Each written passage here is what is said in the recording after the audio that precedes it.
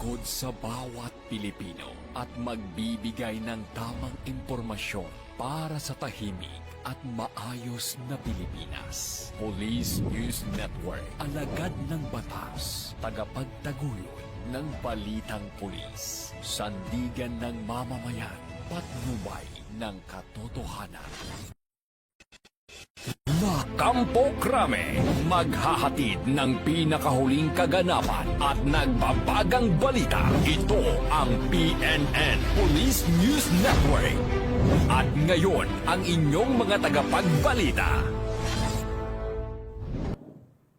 Magandang araw, bagong Pilipinas. Ako ang inyong alagad ng batas, tagataguyod ng Balitang Pulis, Patrolman Don Brosas. Maghahatid ng tamang balita, kwento ng pulis, at serbisyo para sa mamamayan, at ito ang PNP News Online. Ang pangunahing balita ng Police News Network. Alagad ng batas, tagataguyod ng Balitang Pulis.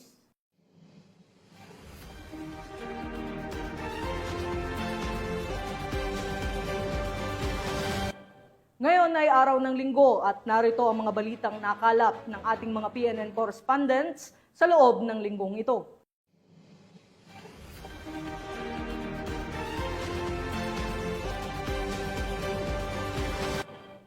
Bilang tugon sa direktiba ng bagong talagang Chief PNP na si Police General Nicolas Torre III sa pagpapaigting ng kampanya kontra iligal na droga, tuloy-tuloy ang operasyon ng pambansang pulisya. Kaya naman, 2 sospek kabilang ang top 10 city high-value individual target ang nailagay sa kamay ng batas matapos mahuli sa isinagawang buy-bust operation sa Davao City. Patrolwoman Sheena May Ilagan, ibalita mo.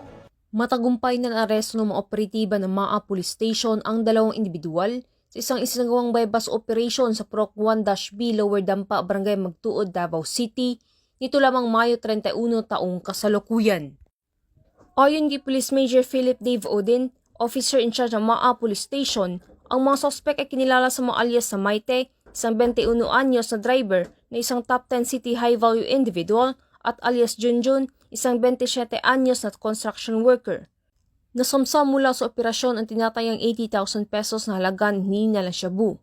Ang mga nasabat na ebidensya ay agad na isinailalim sa pagsusuri ng Philippine National Police Crime Laboratory upang mapatibay ang kasong isasampa laban sa mga sospek. Sa ngayon, nakakulong na ang 2 sospek sa MAA Police Station at nangarap sa kasong paglabag sa Republic Act 9165 o Comprehensive Dangerous Drugs Act of 2002. Samantala, ang Police Regional Office 11 ay patuloy na pinapaigting ang mga hakbang kontra kriminalidad alinsunod sa kampanya ng Bagong Pilipinas na panatili ng kapayapaan at kaisan tungo sa pagsulong ng bansa. Mula dito sa Police Regional Office 11, ako inyong PNN correspondent, Patrolwoman Sheena May Ilagad, alagad ng batas, tagataguyod ng Balitang Pulis. Maraming salamat, Patrolwoman Ilagan. Nasa kulungan na ngayon ng isang lalaki matapos magpaputok ng baril sa gitna ng alitan ng pamilya sa Purok 3A, Barangay Sumbak, Kidapawan City. Ang buong detalye ng report mula kay Patrolwoman Resely Umalay. Isang lalaki ang naaresto matapos magpaputok umano ng baril sa isang pampublikong lugar sa Barangay Malatab, Antipas, Cotabato noong Hunyo 1, taong kasalukuyan, bandang alas 5 ng hapon. Kinilala ang sospek na si alias Beb, nasa hustong gulang, walang hanap buhay at residente sa Purok 7B, Barangay Malatab ng nasabing bayan. Batay sa ulat ng Antipas Municipal Police Station, habang nagsasagawa ng mobile patrol ang kanilang grupo patungong Barangay Malatab, isang concerned citizen ang lumapit upang iulat ang isang kaguluhan sa WWJ swimming pool na matatagpuan sa Purok 7A. Agad na rumisponde ang mga pulis sa lugar at inabutan si Masarigan na siyang nagmamay-ari ng nasabing pasilidad. Ayon sa kanya, nagpaputok umano ng baril si Beb gamit ang isang improvised na caliber 38 revolver na walang serial number. Matapos ang pamamaril, itinapon ng sospek ang baril sa bahagi ng rubber plantation malapit sa lugar. Naaresto ang sospek sa mismong pinangyarihan ng insidente. Na-recover din ng mga otoridad ang naturang armas na may 3 basyong bala at 3 buhay na bala. Ipinaalam sa sospek ang kanyang karapatang pantao at ang dahilan ng kanyang pagkakaaresto. Dinala rin siya sa Arakan Valley District Hospital para sa medical examination bago siya ikulong sa custodial facility ng Antipas Municipal Police Station. Ang nakuhang ebidensya ay isinumite sa Provincial Forensic Unit sa Kidapawan City para sa ballistic examination. Samantala, inihahanda na ang kasong alarming scandal, paglabag sa Republic Act 10591 o Comprehensive Firearms and Ammunition Regulation Act at paglabag sa Omnibus Election Code kaugnay sa gun ban para sa inquest proceeding sa Provincial Prosecution Office sa Kidapawan City sa pamamagitan ng mabilis na aksyon ng mga otoridad na ipatupad ang batas at naipakita ang patuloy na kampanya ng kapulisan laban sa krimen at karasang dulot ng mga hindi rehistradong armas. Dahil dito sa bagong Pilipinas, ang gusto ng pulis, ligtas ka. Mula dito sa General Santos City, ako ang inyong PNN correspondent, Patrolwoman Resalie Umalay, alagad ng batas, tagataguyod ng Balitang Pulis. Maraming salamat, Patrolwoman Umalay. Matugumpay na nasagip ng mga tauhan ng Women and Children Protection Center ang 4 na menor de edad na biktima umano ng online child sexual exploitation matapos ang isinagawang entrapment and rescue operation sa Naga City, Cebu. Alamin ang detalye ng report mula kay Patrolwoman Sana Rose Luna. Huli sa bisa ng warrant to search, seize and examine computer data o WSSECD ang suspect na ina mismo ng 3 sa 4 na biktimang menor de edad na nasagip sa isinagawang entrapment and rescue operation ng mga tauhan ng Women and Children Protection Center o WCPC sa Naga City, Cebu nitong nakaraang linggo ng Huwebes. Ang suspect ay nagbebenta ng malalaswang larawan at videos online ng mga nasabing biktima kapalit ng pera.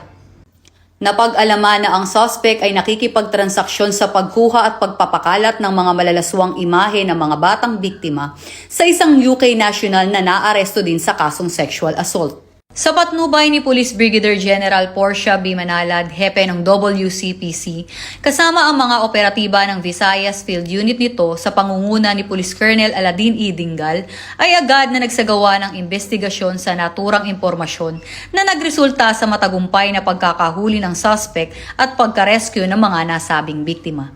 Samantala, nasa linya ng telepono ngayon ang hepe ng Visayas Field Unit ng WCPC para magbigay ng pahayag sa naganap na operasyon. During po sa implementation ng WCCD, nagkakantak po yung RACO 7 ng on-site digital forensic examination wherein nakakuha po tayo ng more than 60 sisaim, including po yung naka-attach sa repera.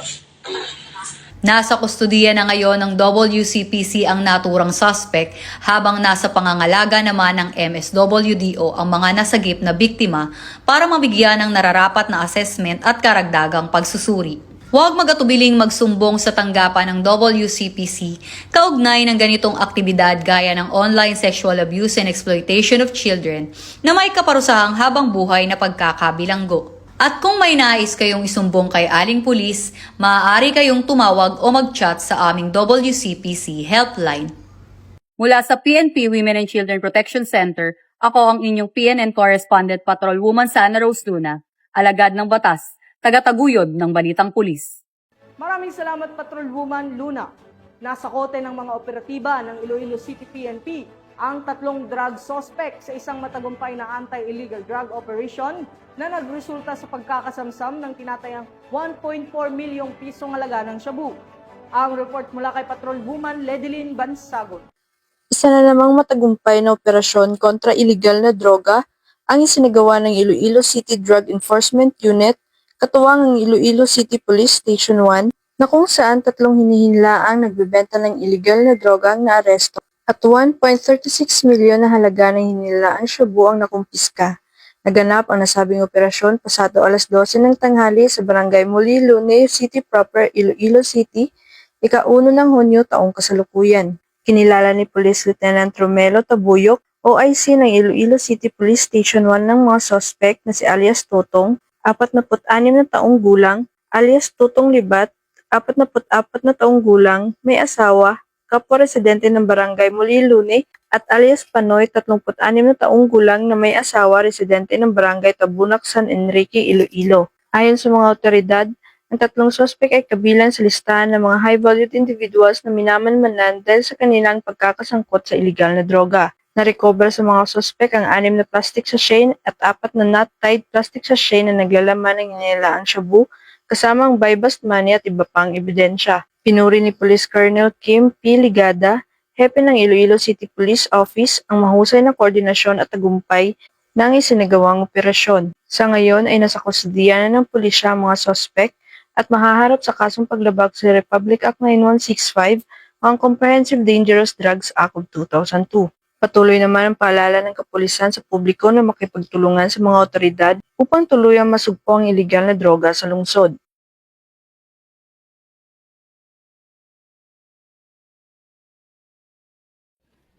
Mula dito sa Police Regional Office 6, ako ang inyong Police News Network Correspondent, Patroluman Ledeline Bansagon, alagad ng batas, tagataguyod ng Balitang Pulis. Maraming salamat Patrolwoman Bansagon.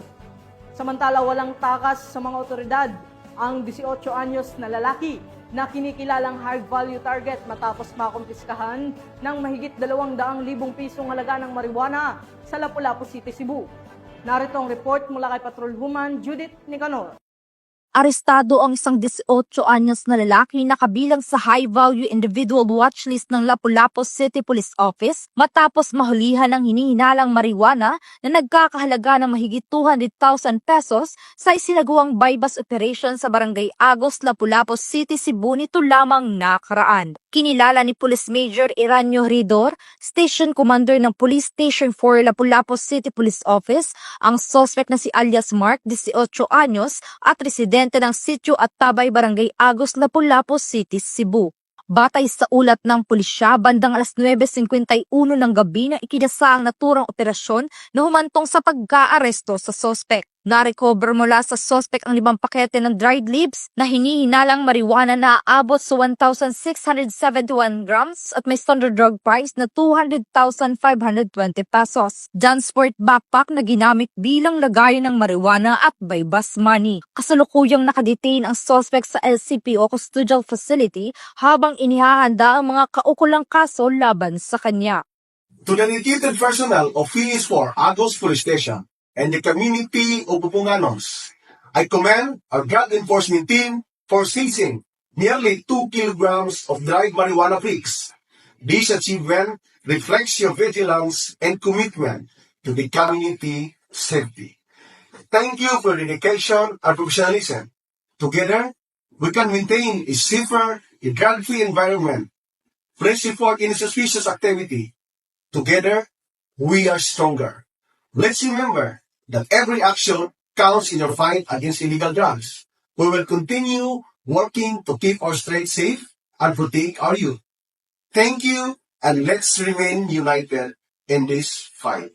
Buong determinasyon ng mga kapulisan sa pagtugi sa mga sangkot sa iligal na droga upang mapanatili ang kaayusan at kaligtasan ng komunidad dahil sa bagong Pilipinas ang gusto ng pulis, ligtas ka. Mula dito sa Police Regional Office 7, ako ang inyong Police News Network Correspondent, Patrolwoman Judith Nicanor, alagad ng batas, tagataguyod ng Balitang Pulis. Maraming salamat Patrolwoman Nicanor. Tinatayang 2.5 milyong halaga ng dried marijuana leaves ang nasabat ng mga otoridad mula sa 2 individual matapos ang isinagawang buy-bust operation sa La Trinidad, Benguet. Police Master Sergeant Lenny Valerio, ibalita mo. Bilang resulta ng mas pinaigting na kampanya ng Police Regional Office Cordillera Administrative Region laban sa pagtatanim at pagbebenta ng marijuana sa lalawigan ng Benguet, nadiskubre at sinira ang tinatayang 150,000 na halaga ng fully grown marijuana plants sa Sitio Mokgao, Barangay Badaw, Kibungan, Benguet nito lamang unang araw ng Hunyo taong kasalukuyan. Ang matagumpay na operasyon ay ikinasa ng Kibungan Municipal Police Station, Provincial Drug Enforcement Unit, Provincial Intelligence Unit ng Benguet Police Provincial Office, Regional Intelligence Division ng PROCAR at ng Philippine Drug Enforcement Agency Cordillera. Ang operasyon ay nagresulta sa pagkatuklas ng isang plantasyon ng marijuana na may tinatayang lawak na 150 square meters at may nakatanim na 750 na piraso ng fully grown marijuana plants na nagkakahalaga ng 150,000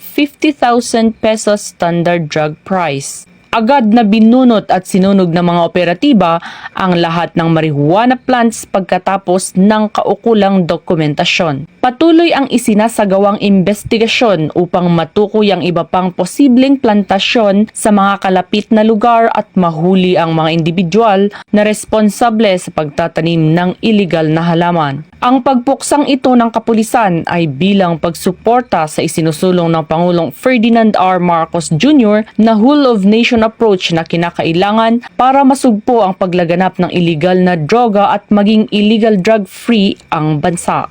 Mula dito sa Rehiyon Cordillera, ako ang inyong PNN correspondent, Patrolwoman Digman, alagad ng batas, tagataguyod ng Balitang Pulis. Maraming salamat, Master Sergeant Valerio. Arestado ang isang lalaki na sangkot umano sa kasong carnapping matapos ang isinugong operasyon ng PNP Highway Patrol Group sa Calapan City, Oriental, Mindoro. Alamin ang detalye ng balita mula kay Police Corporal Adelord Yaros. Isang lalaki na may kasong carnapping ang inaresto ng mga tauhan ng Provincial Highway Patrol Unit Mimaropa sa pangunguna ni Police Major Ronaldo Inaldo sa pamumuno ng kanilang Regional Chief na si Police Colonel Ani Mangelen kasama ang kapulisan ng Calapan City Police Station sa pamamagitan ng intelligence-driven operation sa Barangay Ginubatan, Calapan City, Oriental, Mindoro, nito lamang Mayo 31, alas 11 ng tanghali. Sa bisa ng warrant of arrest ay inaresto si alias Roel, 42 anyos na taga-Barangay Malamig, Calapan City, Oriental, Mindoro sa pamamagitan na din ng Barangay Information Network o BIN. Ang pagkakaresto po kay Ginoong Roel M. Baruelas ay sa bisa ng warrant of arrest sa paglabag sa Republic Act 1083 o yung tinatawag nating Danyo Anti-Carnapping Act of 2016 na inilabas mula sa sala ni Honorable Charity Grace Alcantara Rico ng Branch 40, Port Judicial Region, Calapan City, Oriental, Mindoro. Ang matagumpay na operasyong ito ay bunga ng maayos na koordinasyon mula sa iba't ibang law enforcement agencies at sa aktibong partisipasyon ng Barangay Intelligence Networks at sa ibayong sipag mula sa mga tauhan ng Oriental Mindoro Provincial Highway Patrol Team. Layunin po ng Highway Patrol Group na siguruing maaresto at may harap sa korte ang taong may kinakaharap na kasong carnapping. Makakaasa po kayo ng buong HPG ay patuloy na magmamatsyag para po sa inyong kaligtasan sa kakalsadahan. Dahil sa walang kapagurang operasyon ng PNP Highway Patrol Group na hulihin ang may mga pagkakasala sa batas upang makamit natin ang kapayapaan at katahimikan ng bawat kakalsadahan tungo sa isang bagong Pilipinas. Ang suspek ay binasahan ng kanyang karapatan sa salitang kanyang naunawaan at nasa kustudiya na ng Calapan City Police Station para sa dokumentasyon at tamang disposisyon habang inaantay ang pagharap nito sa korte. Kami ang Guardian of the Highways, ang kakampi nyo sa kalsada na patuloy na magbibigay ng serbisyong HPG. Dahil dito sa ating bagong Pilipinas, ang gusto ng pulis, ligtas ka. Mula sa tanggapan ng kakampi nyo sa kalsada sa pamumuno ng aming butihing Direktor, Police Brigadier General Eleazar P. Mata. Ako ang inyong PNN Correspondent, Police Corporal Adelord Yaros para sa Police News Network. Alagad ng batas, tagataguyod ng Balitang Pulis. Maraming salamat, Corporal Yaros. Isang squad leader ng Communist Terrorist Group ang voluntaryong sumukol sa mga otoridad sa lalawigan ng Occidental Mindoro. Patunay sa patuloy na paghina ng hanay ng mga rebeldeng komunista sa rehiyon. Police Corporal Juan Paulo Lansangan sa report.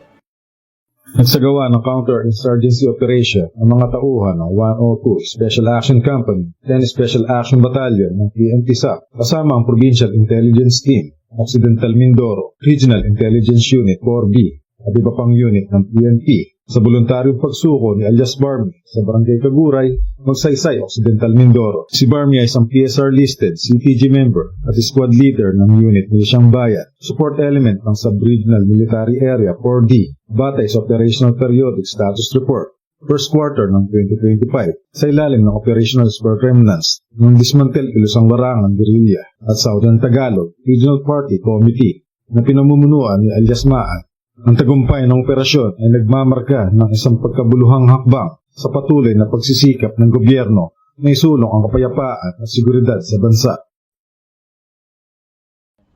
Mula dito sa headquarters sa Port Santo Domingo, Santa Rosa City, Laguna, ang tahanan ng inyong tagaligtas. Ako ang inyong PNN correspondent, Police Corporal Juan Paulo S. Lansangan, alagad ng batas, tagataguyod ng balitang pulis. Sa ngalan ng pamunuan ng Philippine National Police sa pangunguna ni Chief PNP General Nicolas Torre III at sa pamumuno ni President Ferdinand Marcos Jr., kami ay maglilingkod sa bawat Pilipino at magbibigay ng tama at balanseng balita dahil dito sa bagong Pilipinas, ang gusto ng pulis, ligtas ka. Mula rito sa tanggapan ng tagapag-ugnay ng pambansang pulisya, ako ang inyong alagad ng batas, tagataguyod ng Balitang Pulis, Patrolman Don Brosas. Maghahatid ng tamang balita, kwento ng pulis at serbisyo para sa mamamayan at ito ang PNP News Online, ang pangunahing balita ng Police News Network.